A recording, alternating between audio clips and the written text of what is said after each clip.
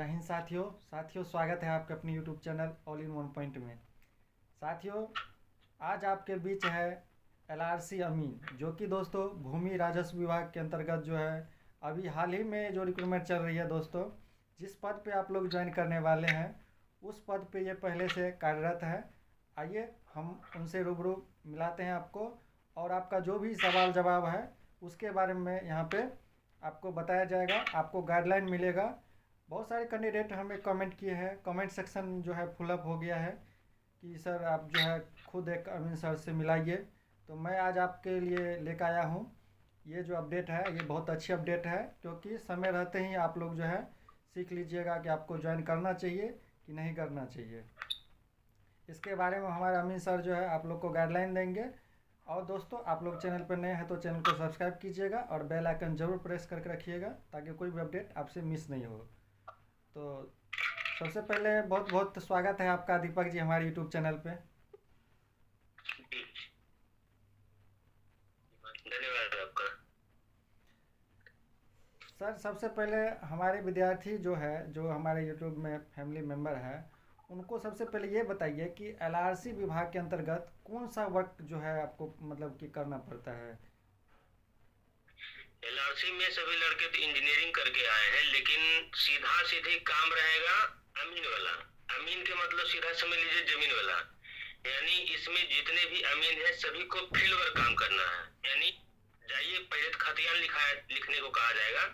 Copy में खतियान लिखिए, फिर उसी को एक डायरी टाइप का रहेगा लंबा चौड़ा, जिसको प्रपत्र 5 कहता है, उसमें लिखिएगा। वही चीज को फिर कंप्यूटर में हिंदी में एंट्री कीजिएगा। फिर उसके बाद फिर आपको कार्य नक्शा दे दिया जाएगा। फिर उसके बाद जाइए फील्ड पर और उसी से खेत पर बस देखते रहिए। वही खेत पर आपको जाकर के मुख्य रूप से करना पड़ेगा कार्य, और सभी उस गांव के जितने लोग रहेंगे उससे पेपर लेना रहेगा, फिर उसको लिखिए। तो आपने देखा कि अभी जो है ये हमारे अमीन साहब बताए हैं कि ये इस तरह का कार्य आपको करना पड़ेगा, क्योंकि आपका डिपार्टमेंट सिविल इंजीनियरिंग है, इसलिए आपको जो है वर्क सिविल इंजीनियरिंग से ही मिलेगा। अब दोस्त, आप यहाँ पे बताइए अमीन सर कि अब इसमें होम डिस्ट्रिक्ट भी अलाउ होता है या इससे बाहर मिलता है। होम डिस्ट्रिक्ट आज तक किन्हीं को भी नहीं मिला है। समझिए, अगर किन्हीं को अलॉट भी होगा तो कोई सोचेंगे कि जाकर के अपना चूज करने का डिस्ट्रिक्ट मिलेगा, तो वैसा कोई बात नहीं है। किसी को भी अपना डिस्ट्रिक्ट चूज करने का नहीं मिलेगा, सबको ऑटोमेटिकली वहीं से ऑटोमेटिकली सिलेक्ट किया जाएगा। समझ लीजिए, अगर जिला में प्रमंडल होता है, जिस प्रमंडल में वो रहते हैं, तो उस प्रमंडल को छोड़ करके उनको दूसरे प्रमंडल में मिलेगा। जैसे मुंगेर प्रमंडल में आ जाता है लखीसराय, शेखपुरा, मुंगेर, तो ये सब जिला में नहीं मिलेगा। उनको छोड़ करके जैसे भागलपुर में आ गया, भागलपुर और बांका, तो ये डिस्ट्रिक्ट मिल सकता है। बहुत सारा रेयर केस होता है जिसमें कि बगल वाला डिस्ट्रिक्ट मिल जाता है। यानी कि कहने का तात्पर्य है कि प्रमंडल जो है यहाँ के आपके प्रमंडल को छोड़ के दूसरे प्रमंडल में आपको जो है ज्वाइनिंग मिलेगा।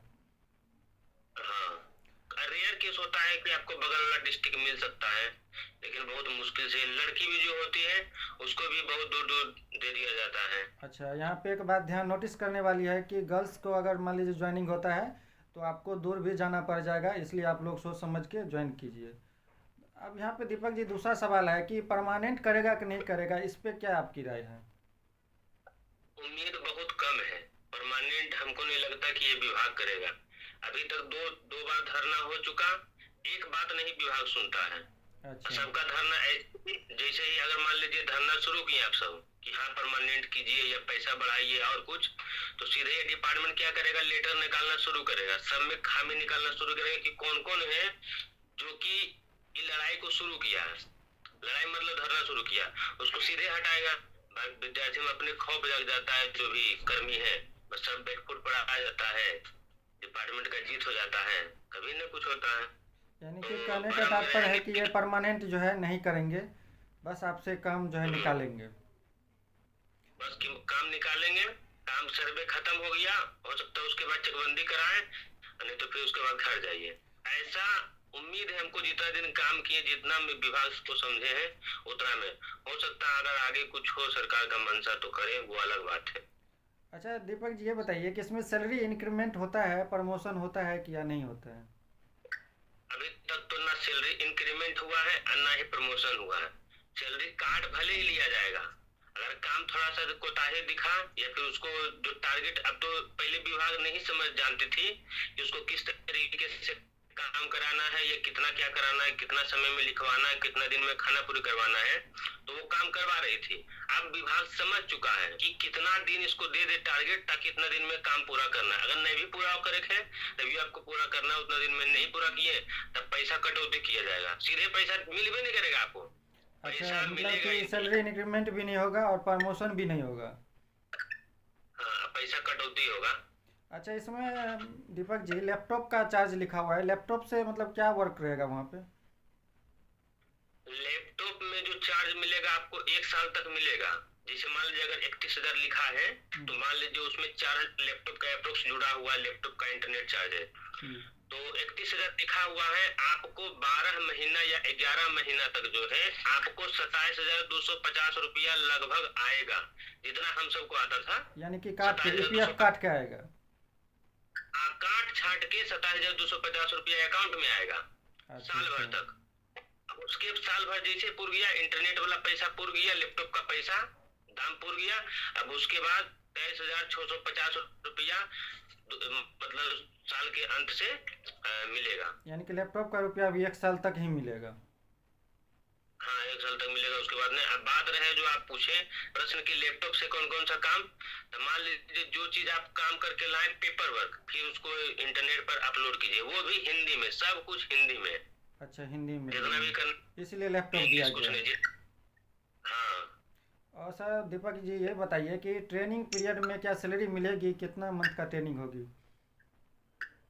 ये तो नहीं बता सकते, क्योंकि हम सब का जब 2019 में रिक्रूटमेंट हुआ था तो उस समय ट्रेनिंग का कोई पैसा नहीं मिला था, क्योंकि सारा ट्रेनिंग हम सब का ऑनलाइन चला था। ऑनलाइन हुआ था, हाँ। तो उसमें पैसा तो हम सबको नहीं मिला था। उम्मीद है कि इसमें भी पैसा नहीं देगा विभाग, क्योंकि ये विभाग जो है कंजूस विभाग है, किसी को अच्छा पैसा देते नहीं, उस पैसे को जितना काट सकता है काट ले। अच्छा, ट्रेनिंग जैसे 3 मंथ की होगी कि 6 मंथ की होगी? ये तो नहीं बता सकते, उसका असाइनमेंट में भी ऐसा तो नहीं लगता लिखा है। अच्छा हमको अच्छा, लगता है 3 महीने बहुत इनफ है, क्योंकि 3 ये महीना सब जो इनफ है। पिछला बार तो ट्रेनिंग दिए थे कुछ समझ, मतलब जो फील्ड वाला काम है जो आपको एक्चुअल रूप में करना है, वो ट्रेनिंग में उतना बताते नहीं। हमको लगता है 5% बता दे भलू, खाली बताएंगे कि 1920 ईस्वी में ये हुआ था, 1905 में ये हुआ था, पूरा कहानी पढ़ाएंगे कि कैसे की हुआ था, लेकिन इन्हें बताएगा फील्ड में क्या जरूरत है, कैसे पेपर वर्क करना है। अच्छा, ये बताइए दीपक जी कि आप इसमें बहुत सारे कैंडिडेट कहते हैं कि सर एलआरसी अमीन का फील्ड वर्क होता है। फील्ड वर्क में जैसे इनका कितना मतलब पढ़ सकता है स्टूडेंट कि नहीं पढ़ सकता है, या नहीं तो कोई भी मतलब एक्स्ट्रा काम कर सकता है जॉब पे रहते हुए कि नहीं कर सकता है, इसके बारे में कुछ बताइए। फील्ड वर्क का बात है तो अमीन का मतलब है जमीन से जुड़ा हुआ, एकदम सीधा सीधी फील्ड वर्क। सीधा सीधे आपको फील्ड वर्क। काम करना वाला ही काम है, इन्हें की ऑफिस में बैठे काम होगा न, आपको फील्ड वर्क वाला ही ये काम है। शुरू में आपको 1-2 महीना खतियान लिखने के लिए दे दे कि कैथी भाषा में लिखल है, आप उसको हिंदी अनुवाद कीजिए कॉपी में और फिर उसको लिखिए। तब उसमें सकता है कि रूम पर या ऑफिस में कुछ काम कर सके, फिर इंटरनेट पर अपलोड कीजिएगा तो रूम ऑफिस में, फिर उसके बाद मैक्सिमम टाइम आपको खेत में ही बिताना पड़ेगा, गाँव जाइए वहां से कीजिए। अच्छा अच्छा, यानी कि फील्ड वर्क इसमें बहुत ज़्यादा है। बात थे पढ़ने की, तो जो स्टूडेंट मान लीजिए लगन से एकदम सुबह सुबह उठे 6 बजे, अपना काम कुम किए 1-2 घंटा में, फिर सोचेंगे कि हाँ काम अपना समेट ले तो फिर पढ़ेंगे, तो बहुत रेयर केस है जो कि इस अमीन वाला में आप तक के लड़का पढ़ के कुछ निकाला है। अभी तक तो हमको नहीं नजर आया है, 1-2% भी नहीं, 0.5% हो ऐसा लड़का जो कि हो, लेकिन ई विभाग का इतना प्रेशर ही रहता है कि आदमी पढ़ नहीं पाएगा, काम का ही लोड ये जाता बताइए है। दीपक जी कि जैसे मान लीजिए हम मतलब सुबह में हम ड्यूटी कर लेते हैं 5 बजे से 10 बजे तक, इस तरह का भी कोई है कि मतलब फील्ड वर्क है तो सुबह में ड्यूटी कर ले आराम से, शाम में मतलब वन डे फ्री हो जाए? हाँ, ऐसा है जैसे इसमें टारगेट खातिर लिखने के लिए दिया था, दिन रात करके लिखते हैं, तो मान लीजिए आप तो काम खत्म कर दिए, अब मान लीजिए आप अपना समय 2-3 दिन बैठते हैं तो उसमें कर सकते हैं। अच्छा अच्छा, मतलब दे तो सकते हैं। इसमें डिपेंड करता है कि आप कितना समय देते हैं इस काम को, क्योंकि सर्वे वाला काम ऐसा है कि कितनों कीजिएगा तो खाद में नहीं होगा, एक कीजिएगा दूसरा आएगा, दूसरा कीजिएगा तीसरा आएगा, वैसे ही रहेगा। एक मौजा काम खत्म किए मतलब एक गाँव का काम खत्म किया फिर दूसरा गाँव दे देगा, तो करते रहिए। ये बोले कि दीपक जी इसमें मतलब जैसे रहना पीना एचआरए डीए ये सब कुछ मिलेगा? कुछ नहीं, ये कॉन्ट्रैक्ट बेस्ड है। इसमें आपको कुछ नहीं, एक्सीडेंट हो गया चाहे HRA टीए डीए जो भी बोलता है, इसमें कुछ नहीं मिलेगा। अच्छा बस अच्छा एक मुश्त राशि जो है 31,000 जो बोला, उसमें 27,000 आपको आएगा। बस उतने संतुष्ट रहिए कि उतने पैसा आएगा। वो कब आएगा एकदम निश्चित नहीं है, क्योंकि जल्दी पैसा देता नहीं डिपार्टमेंट। अच्छा। ये बताइए दीपक जी कि जैसे एक मान लीजिए प्रखंड में एक अमीन होगा, और मतलब एक प्रखंड में कितना अमीन होगा? एक प्रखंड जैसे एक ब्लॉक है, तो उस ब्लॉक को कहीं एक शिविर में बांटा है, हाँ हाँ। कहीं दो शिविर, कहीं तीन शिविर। मतलब उसका जितना बड़ा एरिया है उसके अनुसार उसको डिस्ट्रीब्यूट कर देता है। अच्छा तो अच्छा। आप जैसे लखनऊ ले लीजिए तो 3 शिविर में बांट दिया है। तो मतलब बागाम ले प्रत्येक लीजिए, प्रत्येक शिविर में एक एक अमीन को दे दिया है? प्रत्येक शिविर में। अब जैसे अलग अलग ब्लॉक हुआ, जैसे लखीसराय में 7 गो ब्लॉक है, हाँ तो हाँ। 7 ब्लॉक में 4 ब्लॉक में काम चालू है, 3 ब्लॉक अभी बंद है, वो सेकेंड फेज में चालू होगा। अच्छा अच्छा तो अच्छा। जितना भी लड़का आएगा हम सेकेंड फेज में डालेगा, तो फिर वो काम शुरू होगा। तो वही है कि एक लड़का को यानी एक अमीन को एक मौजा दे देगा। एक मौजा का मतलब एक गांव कि वो पूरा गांव के वही मालिक है, जो भी करेगा अमीन वाला काम वो वही अमीन करेगा। अच्छा या वही। फिर कोई गाँव ऐसा रहता है बहुत बड़ा रहता है, तो उसमें बहुत सारा टोला आ जाता है, तो वो पूरा उसको करना रहेगा। इसमें 10 20 50 खेसरा से लेकर के 15,000 25,000 खेसरा तक का एक एक मौजा रहता है, यानी थान आश्रम। अच्छा अच्छा। इसमें किसी का 1,00,000 ये बताइए कि दीपक जी जैसे मान लीजिए इसमें सीनियर के साथ मान लीजिए बोलता है कि अगर सीनियर बहुत ज़्यादा काम कराता है, ऐसा भी कुछ है या क्या? सीनियर देखिए काम कराएगा वो नहीं। अब देखिए डिपार्टमेंट, आपको शुरू में हम बताए थे कि डिपार्टमेंट को पहले उतना पता नहीं था, तो पहले डिपार्टमेंट के ऊपर से आपको प्रेशर डाले हुए रहेगा कि इसका काम क्यों नहीं होगा। हर सप्ताह मीटिंग लेगा, अच्छा कितना प्रोग्रेस हुआ कितना नहीं। तो अगर आपका काम पीछे चल रहा है तो आपको अपने आप है कि उसमें पूर्ति कीजिए, नहीं पूर्ति कीजिएगा तो आपको वेतन काटेगा। पहले तो 100 का नोटिस देगा, कारण बताओ नोटिस की क्यों नहीं काम पूरा हुआ हाँ है। हाँ। दूसरा नोटिस, तीसरा, तो अगर पूर्ति नहीं कीजिएगा तो वेतन रोक देगा। अच्छा मतलब कि तो सीनियर है वही कि जूनियर है, मतलब किसी तरह का इसमें इंक्रीमेंट का बात नहीं है, किसी तरह का व्यवहार जो है सीनियर से नहीं हो सकता है नहीं? मतलब अगर व्यवहार रखते हैं तो फिर डिपेंड करता है कि अगर व्यवहार ठीक है तो थोड़ा मोना टाइम मिलेगा।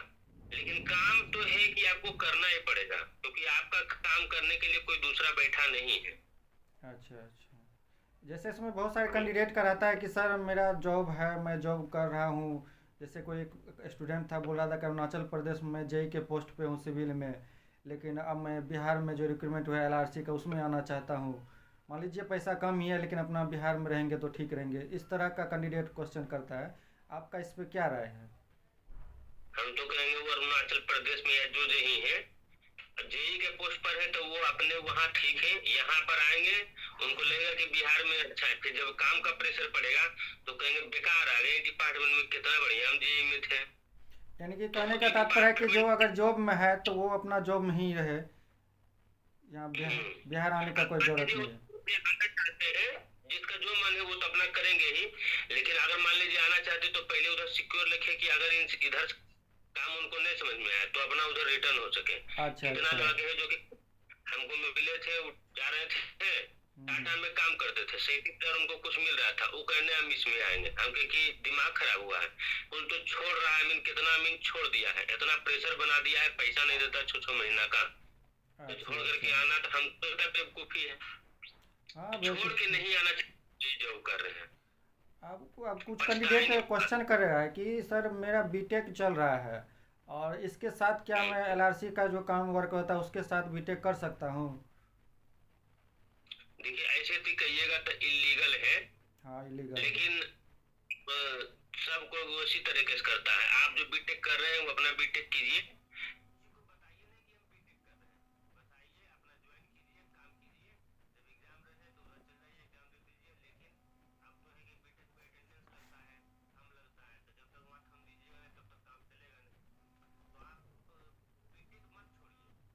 अच्छा अच्छा।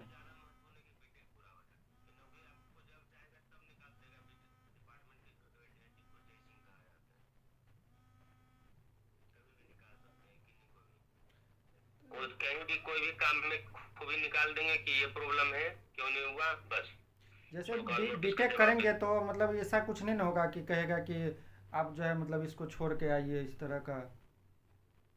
वैसा कुछ है, उसको आप बताइएगा तब ना कि आप बीटेक कर रहे हैं, उसको कैसे पता चलेगा कि आप बीटेक कर रहे हैं। अच्छा, मतलब नहीं पता चलेगा तो नहीं बताना है।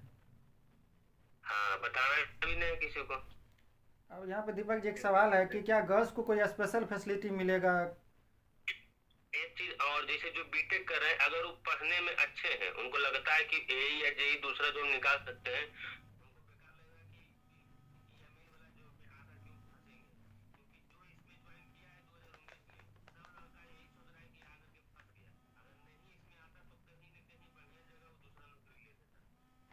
अच्छा, यानी कि कहने का तात्पर्य ये है कि बीटेक जो चल रहा है वो बीटेक को मतलब नहीं छोड़ना चाहिए।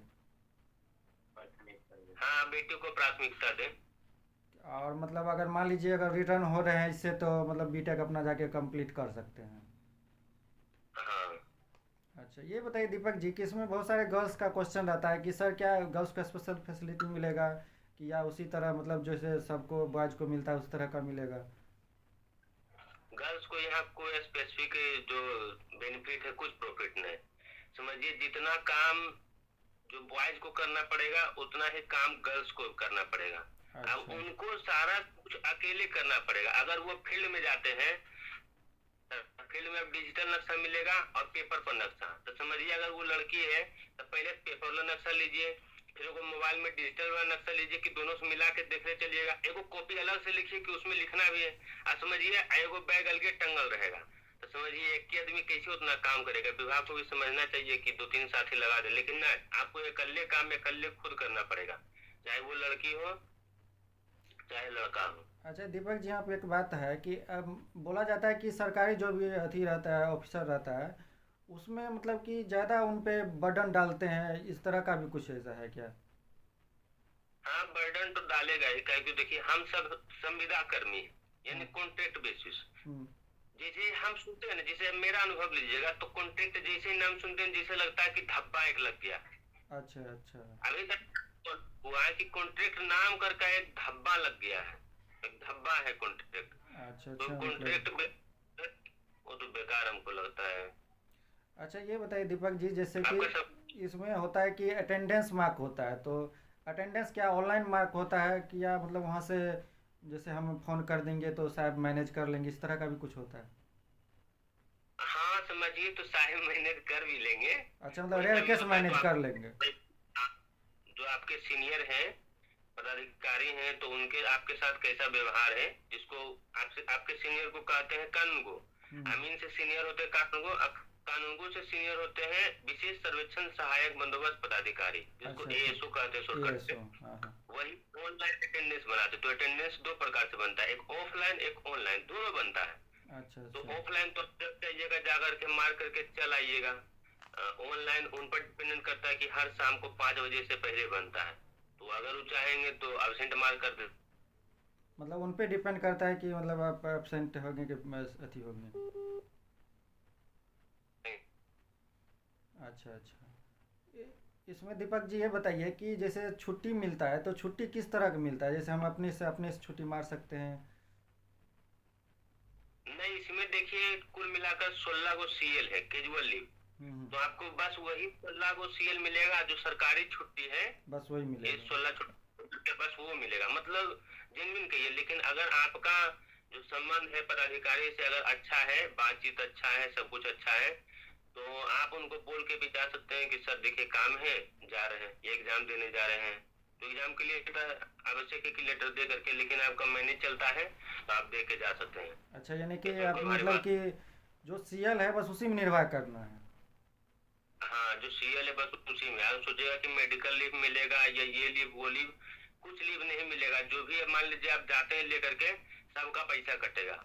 अच्छा, मतलब लीव का भी शादी मान पैसा लीजिए, कटेगा? तो शादी के जाते तो उसके लिए आपको कोई रोकेगा नहीं। हाँ, लेकिन ये चीज है कि उस ड्यूरेशन का आपको पैसा नहीं मिलेगा, एबसेंट घोषित होइएगा आप। अच्छा दीपक जी, इसमें एक पोस्ट आता है क्लर्क का, तो क्लर्क का पोस्ट कैसा है कि जो जिसका मतलब अमीन से अच्छा है या कि अमीन से नीचे ऊपर खराब है? क्लर्क का जो पोस्ट आता है। आज अमीन से बहुत अच्छा है, कलर का काम है बस। ऐसे तो 10 बजे ऑफिस का टाइम है, लेकिन वो 11 बजे, 11:30 बजे, 12 बजे आते हैं, ऑफिस खोलते हैं। अब 5 बजे से पहले यानी 4 बजे बंद कर दो और फिर चल जाओ अपना। क्योंकि जो बंदोबस्त पदाधिकारी होते हैं वो जब तक रहेंगे तब तक ऑफिस खुला रहेगा, वो गए ऑफिस बंद।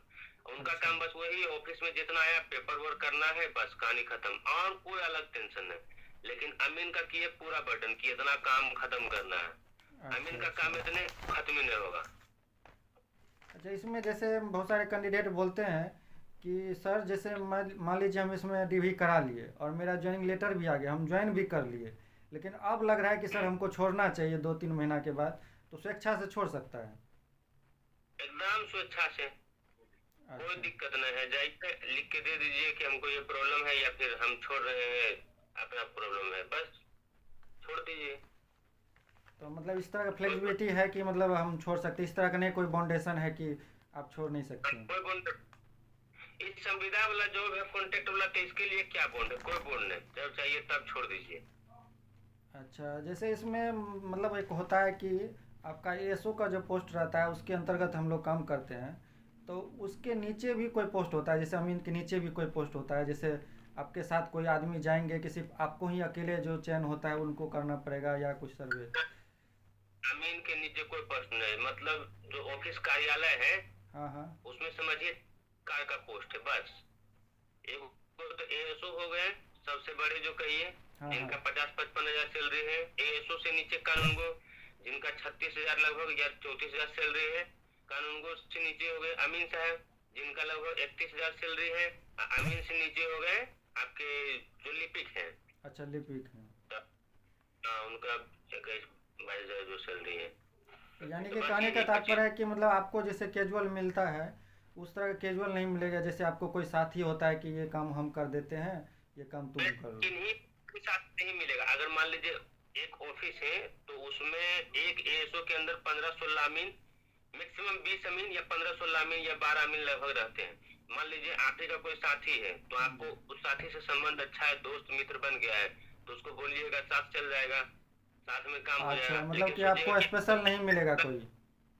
हाँ साथ नहीं मिलेगा, तो वो आपके साथ गया तो उसका टाइम खत्म हुआ। अच्छा अच्छा, यानी कि कहने का तात्पर्य है कि जो भी वर्क हो आपको ही करना है, आपको ही सबको देखना है। अब यहाँ हाँ पे अगर मान दीपक जी लीजिए, एक बात का है कि आप फाइनल बताइए कि जो कैंडिडेट अभी मतलब कि डीवी उनका हो गया है, मान लीजिए डीवी हो गया है, अब वो ज्वाइनिंग लेटर का इंतज़ार कर रहा है, उसमें बहुत सारे कैंडिडेट हैं जो कि तैयारी कर रहा है, कहीं पे बहुत अच्छे अच्छे पोस्ट का तैयारी कर रहा है, वो भी कैंडिडेट फ्रस्ट्रेट होकर छोड़ के बोल रहा है कि इसको ज्वाइन करे, और कुछ कैंडिडेट ऐसे भी है कि जो अपना जॉब छोड़ के जो है इसको ज्वाइन करे। तो आप अपने तरफ से ओपिनियन दीजिए कि क्या ये ज्वाइन करना बेटर है या नहीं है? हमसे पर्सनल जेन्युइन लीजिएगा तो हम तो कहेंगे कि अगर मान लीजिए हम अभी हैं सर्वे में, अगर हम 2019 में इन जॉब नहीं ज्वाइन करते तो उससे पहले 2-3 गो जेई का हम निकाल चुके थे, लेकिन मेरिट लिस्ट में छट गए थे। अच्छा लेकिन अच्छा। जॉब में आने के बाद एक कोई एग्जाम नहीं निकलता, तो छोटा छोटा कहिए वो नहीं निकलता, काहे कि आपको टाइम नहीं मिलेगा। अच्छा एक अच्छा। तो अलगे शौक रहेगा कि ये सरकारी नौकरी वाला हो गए, कितना पढ़ेंगे, अब तो बहुत पढ़ लिए। ये कोई भी भरम पाल लेता हाँ तो उस हाँ। समय में तैयारी नहीं पता, यानी मतलब जो काम के दौरान है वो और तैयारी नहीं हो पाएगा। तो मेरा सलाह कहिएगा पर्सनली, जो अगर कहीं बढ़िया से तैयारी कर रहे हैं, हाँ हाँ। मतलब बीमार तैयारी नहीं कि पढ़ रहे छोड़ रहे जैसे मनोरा खा रहे पी रहे सो रहे, वैसे नहीं। अगर जेन्युइन ऑथेंटिक तैयारी कर रहे हैं तो अपना तैयारी करें, अच्छा जगह सिविल है तो अच्छा जॉब मिल जाएगा। अब जो जॉब कर रहे हैं अगर उनको अच्छा सैलरी मिल रहा है, काम अच्छा है, तो अपना करें, इसमें ज्वाइन नहीं करें। अच्छा एकदम बेकार नौकरी है, परेशान होएंगे बाद में। अच्छा। क्योंकि विभाग अब इतना प्रेशर देगा जिसको भी ज्वाइन कराएगा कि वो तुरंत छोड़ देगा, नहीं तो बाद में जो छोड़ेगा तो उसको समय नहीं रहेगा कि दूसरा जॉब ज्वाइन नहीं कर सकते, क्योंकि एज निकल जाएगा। एज निकलने के बाद भी प्रॉब्लम होता है। अच्छा अच्छा। तो वही तरीका है कि उनको अपना नहीं छोड़ना चाहिए। अगर वो छोड़ के आते हैं तो हमको लगता है 1-2 महीना में ये भी छोड़ देंगे। अगर जहाँ ज्यादा प्रेशर मिला, टेंशन मिलेगा तो वो छोड़ देंगे। अच्छा, यहाँ पे लेकिन जी जी। है कि अगर तैयारी कर रहे हैं तो हम तो कहेंगे कि अगर अंगूर खट्टा है तो पहले खा के देख लीजिए। अच्छा, है बिल्कुल। कि हाँ, तो पहले आगे देख लीजिए ज्वाइन करके। हम्म। अगर आपको समय नहीं मिल रहा है या फालतू नौकरी है तो छोड़ दीजिएगा। तो यहाँ पे दोस्तों आप लोगों ने देखा कि हमारे अमीन साहब जी जो है आपसे डायरेक्ट रूबरू हुए हैं, डायरेक्ट बातचीत हुई है। फिर भी आप लोग का अगर यहाँ पे सवाल छूट जाती है तो आप नीचे कमेंट कर सकते हैं और आप हमसे डायरेक्ट इंटरेक्ट हो सकते हैं। मेरा डायरेक्ट कॉन्टैक्ट नंबर उसमें डाला हुआ है, आप व्हाट्सएप डायरेक्ट कर सकते हैं। कोई भी डाउट हो, किसी तरह का डाउट हो, आपका मदद किया जाएगा। और आप लोग जो है, आप लोग ने डायरेक्ट लाइव देखा है हमारे अमीन सर को जो है आपको डिपार्टमेंट के बारे में गाइडलाइन किए हैं। आप लोग इसके बारे में क्या सोचते हैं ज़रूर कमेंट कीजिएगा। अगर आप ज्वाइन करना चाहते हैं तो आपका भी एक मर्जी होता है, लेकिन आप जो है गाइडलाइन के अंतर्गत ही ज्वाइन करें तो ही बेटर होगा। तो चलिए, इस वीडियो में इतना ही था। कोई भी क्वेरी रहती है ज़रूर कमेंट कीजिए। धन्यवाद।